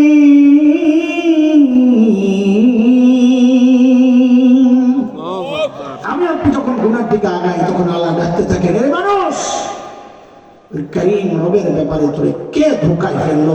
আরে কার কাছ থেকে কি পায়া তুই তোর কারীম রব হইলা গেল? ডাক্তার ওজন কত এখনো বুঝতে পারি না। কেন পারি না? এর একটা বড় কারণ হচ্ছে শব্দের বিশ্লেষণ আমাদের জানা নেই। এই জন্য দুইটা শব্দের একটা ছোট্ট বিশ্লেষণ করি, তো আশা করি ডাক্তার ওজনটা বুঝে আসবে। আমরা কি শিখেছি? আমাদেরকে কে দেখেন? এখানে দুইটা শব্দ, একটা কারীম আর একটা রব। বলেন, কারীম আর রব। আরবিতে কারীম কাকে বলে, রব কাকে বলে, এটা যদি বুঝি তো ডাক্তার ওজন বুঝে। আরবিতে কারীম বলে ওই দাতাকে যিনি না চাইতে দেন। বুঝে শুনে বলেন তো, এই চোখ চাইয়া পাইছি না চাইয়া? কানটা চাইয়া পাইছি না চাইয়া? হাত পা একবারে বলে ফেলেন তো, আমাদের শরীরের আমরা কোন অঙ্গটা আল্লাহর কাছে চাইয়া পাইছি? না চাইতে যিনি সব দিয়েছেন তাকে বলে কারীম। কি বলে? আচ্ছা, যখন দিছেন আমার চোখের সাইজ যা ছিল, এখনই তো ওই সাইজটা বড় হয়েছে, হাত ওই সাইজটা বড় হয়েছে, সমস্ত অঙ্গ আগের সাইজ না বড় হয়েছে? এই বড়টা যিনি করেছেন, বাড়িয়েছেন যিনি, পালছেন যিনি, মহান সত্তা, সেই সত্তাকে বলে রব। সেই সত্তাকে বলে দুইটা মিলে কি হলো? রব্বে কারীম। বলে দুইটা মিলে কি হলো? এই বিষয়টা অর্থটা বোঝার জন্য একটা উদাহরণ বলছেন। আমি খুব গুছাই আনছি, কথা শেষ করবো অল্প সময়ের মধ্যে ইনশাআল্লাহ। একটা উদাহরণ শুনে আচ্ছা বলেন তো, আল্লাহ ছাড়া, রসুল ছাড়া আমাদেরকে সবচাইতে বেশি ভালোবাসে যেই মানুষটা, একজনের নাম বলেন, তিনি কে? মা। একজন মা। মার কলিজায় যে আল্লাহ কত মায়া দিছে, মা ছাড়া দুনিয়া কেউ বুঝবে না। আল্লাহু আকবার। এই যে মা নাই, যখন জীবিত ছিলেন ওই স্মৃতিগুলো যখন মনে পড়ে খুব কষ্ট লাগে। বাসায় তখন যায় গভীর রাত, যায় দেখি সবাই ঘুমাইতেছে, বাচ্চারা ঘুমাবে, তাই তো স্বাভাবিক, ঘুমের টাইম ঘুমাবে। ভাই তোমার লাইন কোন একটা মেসেজ খেয়াল করো, এটার আওয়াজ নেই মনে হয়, না আছে আওয়াজ? হ্যাঁ, কিছু একটা মিস হয়েছে, আমি তো আওয়াজ বুঝতেছি। তো বাসায় গেলে তো সবাইকে দেখি ঘুমাইতেছে, ভাই ঘুমের টাইমে ঘুমাবে, এটা তো কোনো অন্যায় না, ঠিক আছে। কিন্তু আরে মা যখন জীবিত ছিলেন, বাসায় যখন ঢুকতাম, বাসা ছিল 9 তলায়, তখন মা জীবিত থাকা অবস্থায় গাড়িটা গলিতে ঢুকলে তো জানালার কাছে মাথাটা আনতাম, কেন মন ডাকতো যে জানালার কাছে কেউ একজন দাঁড়িয়ে বসছে, লাইট নিভাইয়া পর্দা ফাঁক করে তাকায় থাকতো। চাবি থাকতো, চাবি নিজে খুইলা দরজা ঢুকে যায়। তো ঘরে ঢুইকা দেখতাম সবাই ঘুমাইতেছে, একজন মানুষ সজাগ, তিনি মা, অস্থির পায়চারি করতেছেন। কখনো দেখতাম জায়নামাজে বৈশাখ কান্না করতেছেন, দোয়া করতেছেন। তো মাঝে মধ্যে যাই জড়ায় ধরতাম, মা ঘুমান না? তো কি বলতেন, বাবারে বাহিরে যতক্ষণ তুমি থাকো ঘুম তো আমার আসে না, এর নাম মা। বাচ্চাদেরকে বলি মাঝে মধ্যে, আরে ঘরে খাবার যা আছে, মা যদি মনে করেন এখান থেকে আমি যদি একটু খাই, আমার বাচ্চারা পেট পুরে খেতে পারবে না। দুনিয়ায় একমাত্র মানুষ ওই মুহূর্তে মা কি করবেন, একটা অভিনয় করবেন, যা আমার ক্ষুধা নাই, বমি বমি লাগতেছে, তোমরা খায় না বাবা, এই কথা বইলা বাচ্চাদেরকে খাওয়াইয়া সারা রাত ক্ষুধার জ্বলন নিয়ে ঘুমাবে, শুয়ে থাকবে, বলবে না কাউকে, এর নাম মা। আর এই জন্যই তো ওলামারা কিছু মাসআলা মা আর বাবার আলাদা করছে। যেমন একটা মাসআলা আছে, কোন সন্তান যদি বাবা মার আগে মৃত্যুবরণ করে, তো মাসআলা হইল বাবা তো সন্তানের লাশের পেছনে পেছনে যেতে পারে, বাবা সন্তানের কবরেও নামতে পারে। কেন? বাবার কলিজায় কি মায়া দয়া নাই? বাবাও চিৎকার করে করে কান্না করবে, কিন্তু বাবাকে আল্লাহ শক্তি, সামর্থ্য, মনোবল দিয়েছে, বাবা সন্তানকে সহায়া উপরে উঠতে পারবে, কান্না করতে করতে হলেও উপরে উঠতে পারবে। কিন্তু কোন মায়ের জন্য সন্তানের লাশের পেছনে যাওয়া চলবে না, কোন সন্তানের জন্য, কোন মায়ের জন্য সন্তানের কবরে নামা চলবে না। কেন? দুনিয়ায় এমন কোন মা নাই যে সন্তানকে দাফন করার জন্য কবরে নেমে সন্তানকে সহায়া ওই মা আবার সুস্থ অবস্থায় উপরে উঠবেন, এমন কোন মা জগতে নাই। সন্তানকে সহায়া মা সন্তানের সাথে শুয়ে পড়বে। আল্লাহ মার দিলটাকে বানাইছিলেন এরকম। এরা তো স্তয়ে যে মার কলিজায় এত দরদ, এত মায়া, মমতা, ভালোবাসা, একটু বুঝে শুনে বলেন তো কারণটা কি? কোন কারণে মার কলিজায় এত মায়া? আমার এই 2 চোখের 1 চোখ মা বানাইছেন সেই জন্যই? বলেন। 2 হাতের 1 হাত মা বানাইছেন সেই জন্যই? তো আমার শরীরের কোন অঙ্গটা মা বানাইছেন বলেন তো? বলেন বলেন, কি বানাইছেন আমার শরীরের? কি বানাইছেন না? কিছুই না, কিছুই বানান নাই। অল্প কয়েকদিন ভাড়াটিয়ার মতো আমার পেটে জায়গা দিচ্ছে, হওয়ার পর লালন পালন করছেন। মা আমার শরীরের কিচ্ছু বানান নাই, কিচ্ছু বানান নাই যে মা তার কলিজায় এত দরদ, এত মায়া, এত মমতা, এত ভালোবাসা। তাই যে আল্লাহ আমার চোখ বানাইছেন, ওই আল্লাহ কত মায়া। যে আল্লাহ আমার হাত পা বানাইছেন, ওই আল্লাহ কত মায়া। যে আল্লাহ আমাকে এত এত নিয়ামত দিয়ে বাঁচাকে রাখছেন, ওই আল্লাহ কত মায়া। এর জালিম তুমি কি বুঝো না? দেখো না কত মায়া। আমি আর তুমি যখন দরজা জানালা বন্ধ করে ভেতরে গুনাহ করি, আমার মালিকের কত মায়া, ভেতরে গুনাহ চলছে, ওই গুনাহ অবস্থায় আমার মালিক দরজার নিচে দিয়ে বাতাস আর অক্সিজেন পাঠাইয়া দিচ্ছেন কেন? আমি যেন মইরা না যাই।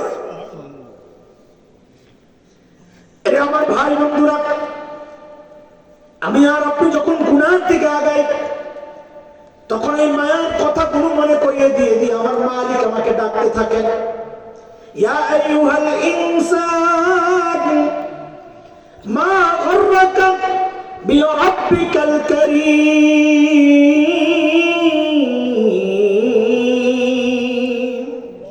এরে মানুষ, যে চোখে তুই গান দেখতেছস, সিনেমা দেখতেছস, ওই চোখ কিন্তু তোর নায়ক নায়িকা দেয় নাই, আমি কারীম রব দিছি না চাইতেছ। যে কান দিয়ে তুই গান শুনতেছস, ওই কান কিন্তু তোর গায়ক গায়িকা দেয় নাই, আমি কারীম দিছি না চাইতে দিছি। আমার দেওয়া নিয়ামত দিয়ে তুই আমার নাফরমানি করতেছস কেন রে বান্দা? মা গররাকা বিরাব্বিকাল কারীম। কার কাছ থেকে কি পায়া তুই ধোকায় পড়লি, আমারই ভুলে গেলি, কি পায়া? আমাদের প্রত্যেকটা নাফরমানির পেছনে আমার রব পেছন থেকে এইভাবে ডাকতে থাকে, বাবা গুনাহ ছেড়ে দে। চুল পাকছে দেখেন নাই না? দাড়িগুলো পাকছে দেখেন না? নজরে পড়ে না? চুল পাইকা সাদা, দাড়ি পাইকা সাদা, এখনো গুনাহ ছাড়তে পারি না, ছাড়বেন কবে বলেন তো? এই চুল দাড়ি পাকার মানে জানেন? মানে অর্থ জানেন? ওরা আমাদেরকে জিজ্ঞেস করে, হাদিসে পড়ছি আমরা। ওই জন্য আয়নার সামনে জালেম যখন দাঁড়ায়, নিজের চুল দাড়ি সাদা দেখলে কলিজাটা মোচক দিয়ে ওঠে, কারণ এর অর্থ জানে, এর অর্থ জানে। আমার সামনে আমার রব গাছের পাতা ঝরায়া আমাকে সতর্ক করেছিলেন, হাসান জামিল, যে জিনিস ধরে ওই জিনিস কিন্তু ঝরে, একদিন তুইও ঝরে যাবি। আমি কিন্তু সোজা হই নাই। আমার সামনে সূর্যরে ডুবাই আমার রব আমারে সতর্ক করেছিলেন, হাসান জামিল, যে জিনিস ওঠে ওই জিনিস কিন্তু ডুবে, একদিন তুইও ডুবে যাবি। আমি সোজা হই নাই। আমার সামনে যে আমার বাবার লাশ করে আল্লাহ কবরে পাঠায়া আমারে সতর্ক করেছেন, হাসান জামিল, একদিন তোর সন্তানের সামনে দিয়েও তোর লাশটা কবরে যাবে। আমি সোজা হই নাই। আমার সামনে দিয়া আমার মায়ের লাশটাকে আল্লাহ কবরে পাঠাইছে। আমি দাঁড়া দাঁড়া কান্না করতেছিলাম। আমার রব আমারে সতর্ক করেছিলেন, হাসান জামিল, একদিন তোর সন্তানের সামনে দিয়া যখন তোর লাশটা কবরে যাবে, তোর বাচ্চাগুলা আপু আপু বলে চিৎকার করতে থাকবে, বউ দরজার আড়াল থেকে কাঁদতে থাকবে, আপনজন কান্না করতে থাকবে। আমি সোজা হইলে এর দোস্ত এবার শুরু হয়ে গেছে কাহিনী কাজ। এই চুল শরীরের একটা অংশ, দাড়ি শরীরের একটা অংশ, দাড়ি সাদা মানি শরীরের একটা অংশে মৃত্যু শুরু হয়ে গেছে। চুল সাদা মানি শরীরের একটা অংশে মৃত্যু শুরু হয়ে গেছে। যে কোনো মুহূর্তে মালাকুল মউত আল্লাহর হুকুম পাওয়া মাত্র খাপ করে তুমি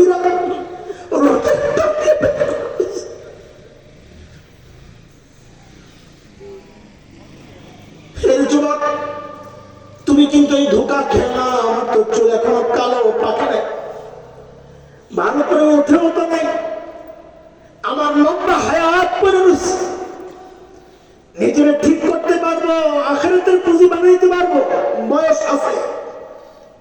না রে বাপ, না, এই ধোকায় পড়ো না। কত বাবারে দেখছি সন্তানের লাশ কাঁধে নিয়ে গোরস্থানে যায়, কার কখন রাত চলে আস কে জানে, কে জানে। এই মজলিসে এমন কেউ থাকতে পারে, আমি সহ এই মজলিসে এমন কেউ থাকতে পারে তার খবর নাই। সে তো বসে আছে এখানে, কিন্তু সে জানেও না তার কাফনের কাপড়টা চলে আসছে দোকানে। যে কোনো মুহূর্তে আল্লাহর হুকুম পাইলে বাড়ির দিকে রওনা দিবে। সে হাসতেছে বসে এখানে, কাফনের কাপড় তো চলে আসছে কখন কাটাচ্ছে। তৈরি কি আল্লাহর আদালতে যখন দাঁড়াবো, আল্লাহ যখন বলবে জিজ্ঞেস করতে হবে, ওই জিজ্ঞাসার জবাব রেডি আছে তো? আছে না? হায়াত কোন কামে লাগাইছো, যৌবন কোন কামে লাগাইছো, যা দামছো কি মানছো বলো, কামাইছো কেমনে, খরচ করছো কেমনে, রেডি আছে? জবাব রেডি আছে? যদি রেডি না থাকে ডাকা আরেকটা আসবে,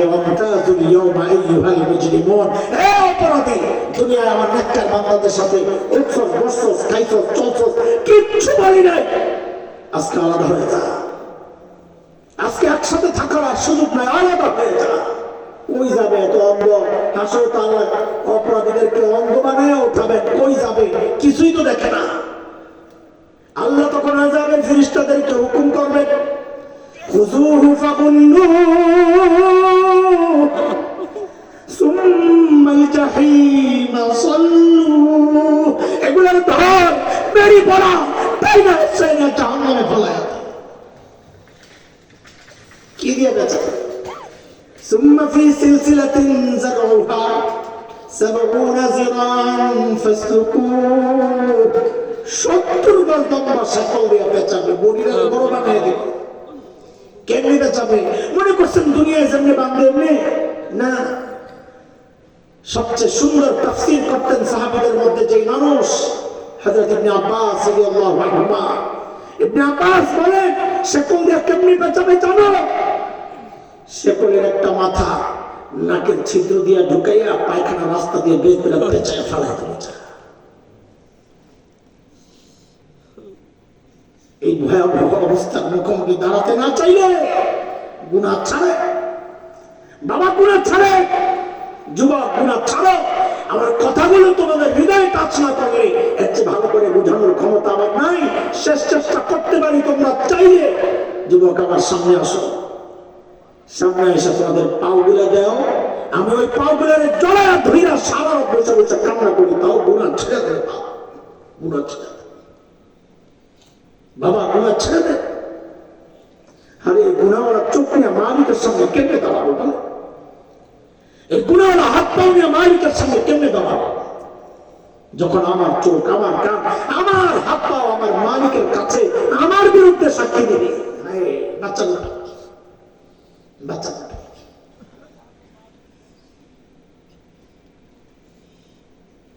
আল্লাহ সুবহানাহু ওয়া তাআলা বুঝানোর জন্য গুনাহে ভাগ করছে 3 ভাগ। বহু গুনাহ আল্লাহ এমনি মাফ করে দেন, বহু গুনাহ আমলের দ্বারা মিটাইয়া দেন, বহু গুনাহ আল্লাহ ছাড় দেন কিন্তু ছেড়ে দেন না, তওবা করার পর ছাড়েন। বুঝানোর জন্য গুনাহ ভাগ করছি, ছাড়ার ক্ষেত্রে আমরা ভাগ করবো না। আমরা প্রতিজ্ঞা করে যাবো এই মজলিস থেকে ইনশাআল্লাহ আজকের পর আর গুনাহ করবো না ইনশাআল্লাহ। বলে অতীতের যেগুলো করছি, আল্লাহু আকবার। আমার অনুমতি, আমি ছোট মানুষ, আমার অনুমতি এটার কি দাম তাও বলি। আমার কাছে মনে হয় কি জানেন, দুনিয়ায় গুনাহ মোছার মতো সহজ কাজ আর কিছু নেই। কেন জানেন? কারণ আমাদের একজন মালিক আছেন যিনি নিজের নাম রাখছেন গফফার। কি নাম? গফফার। চিনেন? চিনেন গফফার? চিনেন? একটু চিৎকার করে বলেন না আল্লাহু আকবার, আর করে বলেন না আল্লাহু আকবার। এরে দোস্ত, দুনিয়ার সবাই অপরাধীর খুঁজে শাস্তি দেওয়ার জন্য, পুলিশ অপরাধী খুঁজে শাস্তি দেওয়ার জন্য, এমনকি মা বাবা সন্তান অপরাধ করলে খুঁজেন শাস্তি দেওয়ার জন্য। গফফার ওই মালিকের নাম যিনি অপরাধীর খুঁজেন মাফ করার জন্য। প্রতি রাতে শেষ রাতে এসে ডাকতে থাকেন, আলা মিন মুস্তাগফিরিন ফাগফির লাহ। এই কে কে গুনাহ করছস, আয় বান্দা আয়, আয় আমার কাছে মাফ চা, আমি তোরে মাফ করে দেব। আমাদের মতো অনেক গুনাহওয়ালা হতাশ বান্দা যদি জানতে চায়, ও আমার মালিক আমার গুনাহ তো অনেক, আপনি মাফ করবেন কত? বান্দা যদি বলে মাফ করবেন কত, তো তো গফফারের পক্ষ থেকে জবাব আসে, বান্দারে তুই গুনাহ করছস যত, বলে মাফ করবেন কত, বলে গুনাহ করছস যত। বলে যতেরও তো একটা সীমা আছে, আল্লাহকে সীমা লাগবে না। শোন একবারে জানাইয়া দিই, গুনার পরিমাণ যদি আসমানে যায় লাগে, আসমানে এই পরিমাণ গুনাহ, এরপরেও যদি আমার বান্দা অনুতপ্ত হয়ে অনুশোচনা সহ আমার কাছে মাফ চায়, আল্লাহ বলেন লা উবালি, আমার কোনো পরোয়া নাই, মাফ চাওয়ার সাথে সাথে আমি তার সব গুনাহ মাফ করে দেব। এমন এমন রব থাকতে চিন্তা কিসের? বরং বোকামি হচ্ছে এমন রব থাকা সত্ত্বেও যারা গুনাহ নিয়ে ঘুরতেছে। গুনাহ তো হইবি, আল্লাহ আমাদেরকে বানাইছেন তো এইভাবে, আমাদেরকে গুনার শক্তি দিয়েছেন, মনে হতেই পারে। এটা অবাক হওয়ার বিষয় না। অবাক হওয়ার বিষয় হচ্ছে এমন রব থাকতে গুনাহগুলো রাখতেছি কেন? চাইলেই যেখানে মাফ হয়, একটু চোখের পানি ফেললেই যেখানে মাফ হয়, জুতায় ময়লা লাগলে ধোয়ার জন্য স্থির হই, কলমের ময়লা নিয়ে বছর বছর ঘুরতেছি, ধোয়ার কোনো নাম বলতে নেই। তার মানে কি আমার কলমের চেয়ে আমার কাছে আমার জুতার দামটা বেশি? আল্লাহ সহি বুঝদার করেন। আল্লাহ আমাদেরকে দ্বীনের উপর এমন ভাবে ইস্তেকামাত দেন যেন আমরা গুনাহ থেকে বাঁচাটা আমার জন্য সহজ হয়, নেকির দিকে মন সবসময় ঝুঁকে থাকে, গুনার প্রতি আল্লাহ যেন আমাদের দিলের মধ্যে ঘৃণা তৈরি করে দেন। আমিন বলেন। নেকির প্রতি আল্লাহ আগ্রহী বানায় দেন, গুনার রাস্তাকে কঠিন বানায় দেন, নেকির রাস্তাকে সহজ করে দেন। আমিন। আল্লাহ তাআলা যে মাদ্রাসার উদ্যোগে সুন্দর আয়োজন, আল্লাহ এই মাদ্রাসাকে কবুল করেন। মাদ্রাসার যে ছাত্ররা পাবে নিছে, আমাদেরকে হাক্কানি রব্বানি আলামিন।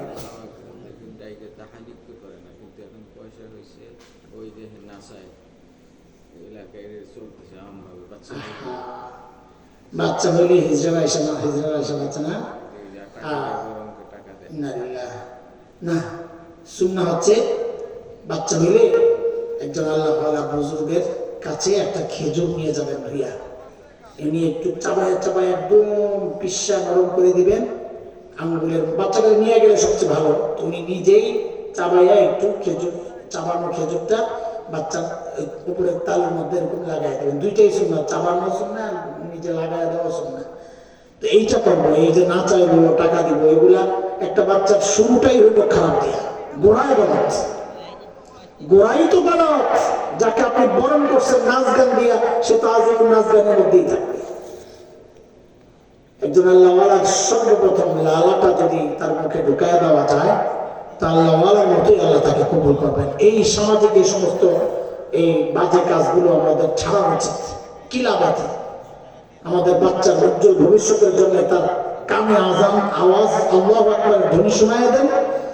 একবার যদি গাঁথতে পারেন, শুনে একটা কথা শুনে, একটা কথা শুনে, ইটের মধ্যে সিল মারে না, কোম্পানির নাম লেখে না, 3টা অক্ষর থাকে, দেখছেন না?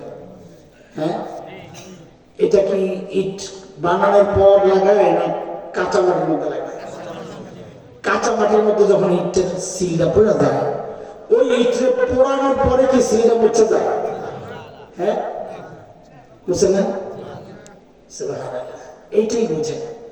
একজন বাচ্চা যখন কাঁচা থাকে, তার দিল দেমাগের মধ্যে যদি আল্লাহর ধ্বনি এগুলো যদি ঢুকাইয়া দেওয়া যায়, আল্লাহ লালা যদি ঢুকাইয়া দেওয়া যায়, এই বাচ্চা কঠিন থেকে কঠিন আগুনের মধ্যে জ্বালাইয়া দিল, ওই যে সিল করে গেছে ইমানের, ওই সিল আর বেরোবে না, ওই সিল আর মুছবে না। ইমানের উচ্চতনা তার মধ্যে থাকবে থাকবে। কিন্তু শুরুতেই করে দেন গানের সিল লাগাইয়া, আর পরবর্তীতে ওয়াজে এলে হেদায়েত কেন হইব? ভাই শুরুতে তো আপনি সিল মেরে রাখছেন গানে। আল্লাহ বাস্তে ভুলগুলো করেন না, আল্লাহ আমাদেরকে হেদায়েত দেন, সহিহ বুঝ দান করেন। আমিন। ওয়া আখিরু দাওয়ানা আলহামদুলিল্লাহি রাব্বিল আলামিন। জি আল্লাহ সবার জন্য আমরা দোয়া করি। জি আল্লাহুম্মা সাল্লি আলা সাইয়্যিদিনা মুহাম্মাদিন আবদিকা ওয়া রাসূলিকা ওয়া সাল্লি আলাল মুমিনিনা ওয়াল মুমিনাতি ওয়াল মুসলিমিনা ওয়াল মুসলিমাত। ربنا ظلمنا أنفسنا وإن لم تغفر لنا وترحمنا لنكونن من الخاسرين. ربنا فاغفر لنا ذنوبنا وكفر عنا سيئاتنا وتوفنا مع الأبرار. رب العالمين يا الله লম্বা সময় থেকে দ্বীনের কথা বলেছি, শুনেছি। আল্লাহ ভুলগুলো ক্ষমা করে আমলগুলোকে কবুল ও মঞ্জুর করে নেন। কোটি কোটি গুণ সওয়াব বাড়াইয়া এই আমলের ওসিলায় আমাদের আপনজন, দাদা দাদি, নানা নানি, শ্বশুর শাশুড়ি, আত্মীয় স্বজন, পাড়া প্রতিবেশী, ভাই ব্রাদার, আল্লাহ যারা কবরে শুয়ে আছে, মালিক সকলের কবরকে জান্নাতের টুকরা বানায় দেন আল্লাহ। খাস করে মালিক আমাদের যাদের মা নাই, বাবা নাই, আল্লাহ কবরে কি অবস্থায় আছেন জানি না গো মালিক, ওই মা বাবার ওসিলায় আপনাকে চিনেছি গো আল্লাহ। ওই মা বাবার ওসিলায় আপনাকে সিজদা করি, ওই মা বাবার ওসিলায় আপনার কালামের তিলাওয়াত করি আল্লাহ। যে মা বাবার ওসিলায় আপনাকে চিনলাম, ওই মা বাবা কবরে শুয়ে আছেন গো মালিক, আমাদের সকলের মা বাবার কবরকে জান্নাতের টুকরা বানায় দেন আল্লাহ। রব্বির হামহুমা কামা রব্বায়ানি সগীরা, রব্বির হামহুমা কামা রব্বায়ানি সগীরা। আল্লাহ যাদের মা বাবা এখনো বেঁচে আছেন, সুস্থ সুন্দর ঈমানি হায়াত দান করেন আল্লাহ। আয় আল্লাহ ঈমানি জিন্দেগি দান করেন আল্লাহ। আয় মালিক আমাদের মধ্যে অনেকে অসুস্থ দোয়া চেয়েছেন আল্লাহ, যারা দোয়া চাইতে পারেন না আল্লাহ সবাইকে আপনি সুস্থতার নিয়ামত দিয়ে দেন আল্লাহ। আল্লাহ যারা ঋণগ্রস্ত, ঋণ থেকে মুক্ত করে দেন, অভাবী মানুষের অভাব দূর করে দেন আল্লাহ, বেকারদের কাজের ব্যবস্থা করে দেন আল্লাহ, কৃষকের ফসলে বরকত দিয়ে দেন, ব্যবসায়ীদের ব্যবসায় বরকত দিয়ে দেন। প্রবাসে অনেক ভাই আটকে আছে আল্লাহ, কাগজপত্রের জটিলতা, অনেক কষ্টে আছে আল্লাহ, সব জটিলতা দূর করে দেন আল্লাহ। আর মালিক দুনিয়া কামানোর জন্য বহু দূরে চলে গেছে আল্লাহ, দিন থেকে যেন দূরে সরে না যায়, ওদেরকে আপনি হেফাজত করেন আল্লাহ, ঈমানের হেফাজত করেন আল্লাহ, আখলাকের হেফাজত করেন, আকীদার হেফাজত করেন আল্লাহ, কামাই রোজগারে বারাকা দান করেন আল্লাহ। অনেকে দোয়া চেয়েছেন মালিক আল্লাহ, প্রত্যেকের দিলের নেক মাকসাদ আপনি পুরা করে দেন আল্লাহ। আর মালিক আজকে যারা এই সুন্দর আয়োজনে অর্থ দিয়ে, সময় দিয়ে, শ্রম দিয়ে, পরামর্শ দিয়ে সহযোগিতা করেছেন, মাদ্রাসার জন্য অতীত দান করেছেন, আজকেও করেছেন, ভবিষ্যতেও করার নিয়ত করেছেন, যারা আল্লাহ সকলের সহযোগিতাকে নাজাতের জরিয়া বানায় দেন আল্লাহ। আয় মালিক এই মাদ্রাসাকে গোটা দুনিয়ার জন্য ইলম আর হিদায়াতের মারকাজ বানায় দেন আল্লাহ। মাওলা কারীম মাদ্রাসার সমস্ত জরুরতকে আপনার কুদরতে হাতে মিটায় দেন আল্লাহ। মাওলা কারীম আয় আল্লাহ এলাকা মানুষের দিলের মধ্যে মাদ্রাসার মহব্বত, আয়াত জরুরতের অনুভূতি আপনি বসায় দেন আল্লাহ। আয় মালিক আয় আল্লাহ আজকে যে ছাত্রগুলা পাগড়ি নিল মালিক, ওদেরকে হক্কানি রব্বানি আলেম বানায় দেন আল্লাহ। মাওলা কারীম আয় আল্লাহ জিন্দেগীর সমস্ত গুনাহ খাতা মাফ করে দেন আল্লাহ। আল্লাহ জিন্দেগীর সব গুনাহ খাতা মাফ করে দেন আল্লাহ, বাকি জীবন গুনাহ মুক্ত থাকার তৌফিক দিয়ে দেন আল্লাহ। হক্কানি উলামাদের সাথে সম্পর্ক রেখে চলার তৌফিক দিয়ে দেন আল্লাহ। আয় মালিক শয়তানের সব রকমের ধোঁকা, নফসের ধোঁকা থেকে আমাদের সবাইকে হেফাজত করেন আল্লাহ। আয় মালিক বাংলাদেশকে দেশি বিদেশি সব চক্রান্ত থেকে আপনি হেফাজত করেন। দেশকে ভালোবাসে, স্বাধীনতা সার্বভৌমত্বে বিশ্বাস করে, উলামাদেরকে ভালোবাসে, দ্বীন ভালোবাসে, খেলাফত ব্যবস্থার আশায় আছে এমন কাউকে মালিক ক্ষমতার জন্য কবুল করেন আল্লাহ। আয় মালিক আয় আল্লাহ এই নির্বাচন কেন্দ্রিক রাজনৈতিক সব হানাহানি থেকে এই দেশকে আপনি হেফাজত করেন আল্লাহ। সাল্লাল্লাহু আলা সাইয়্যিদিনা মুহাম্মদ ওয়া আলিহি ওয়া সাহবিহি আজমাইন। সুবহানা রাব্বিকা রাব্বিল ইজ্জাতি আম্মা ইয়াসিফুন ওয়া সালামুন আলাল মুরসালিন ওয়ালহামদুলিল্লাহি রাব্বিল আলামিন। আসসালামু আলাইকুম। ওয়া আলাইকুম আসসালাম। এই দাদা